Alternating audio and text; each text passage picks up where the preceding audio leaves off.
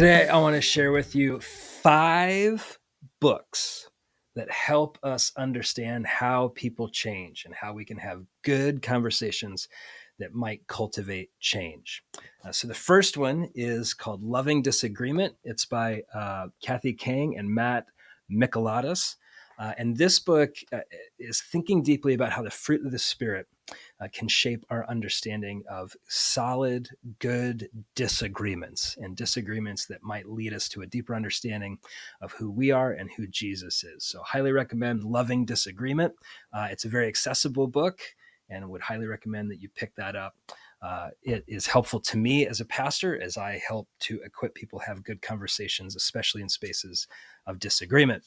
The second one is called Saving Us, a climate scientist's case for hope and healing in a divided world by Katharine Hayhoe.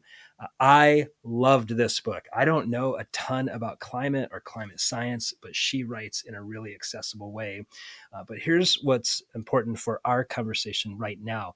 Hayhoe, while she's primarily thinking about climate change and climate science and how to talk to people about that, the methods that she uses transcend any topic. And she's very practical in what she provides in this book. So I highly recommend Saving Us by Katharine Hayhoe.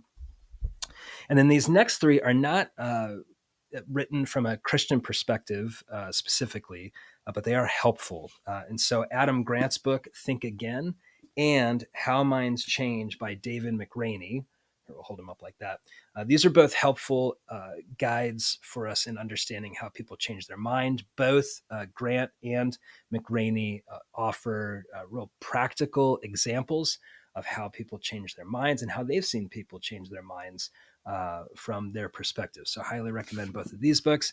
And then finally, and this one's kind of one of the big ones out there, is The Righteous Mind by Jonathan Haidt, Why Good People Are Divided by Politics and Religion.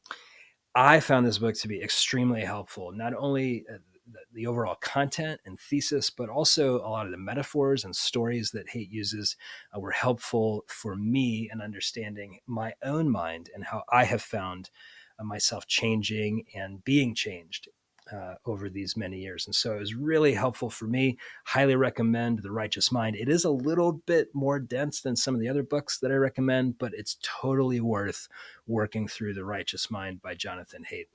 All right, that's it. I hope these 5 books are a gift to you and help you better understand how people change.